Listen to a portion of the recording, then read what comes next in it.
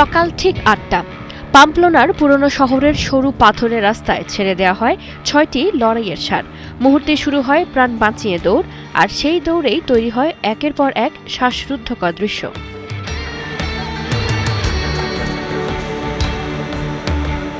রবিবার সান ফেরমিন উৎসবের ষষ্ঠ দিনে রানিং অব দ্য বুলসে আহত হন অন্তত ৯ জন। স্থানীয় জরুরি সেবা বিভাগ জানিয়েছে ৮ জনকে মাথা, বুক ও শরীরের বিভিন্ন স্থানে আঘাত নিয়ে হাসপাতালে নেওয়া হয়েছে। আরেকজন ষাঁড়ের শিংয়ের আঘাতে আহত হলেও ঘটনাস্থলেই প্রাথমিক চিকিৎসা দেওয়া হয়।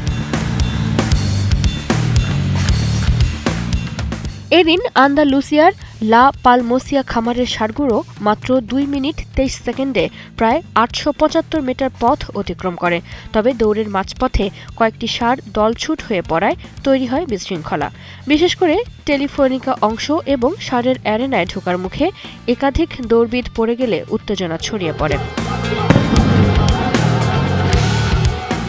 সান ফেরমিন শুধু স্পেনে নয়, বিশ্বের অন্যতম আলোচিত ঐতিহ্যবাহী উৎসব। প্রতি বছর ৬ থেকে ১৪ জুলাই পর্যন্ত চলা এই উৎসবে প্রতিদিন সকালে অনুষ্ঠিত হয় রানিং অব দ্য বুলস। বিশ্বের বিভিন্ন দেশ থেকে আসা সাহসী দৌড়বিদরা খালি হাতে ছুটে চলেন কয়েকশো কেজি ওজনের ষাঁড়ের সামনে।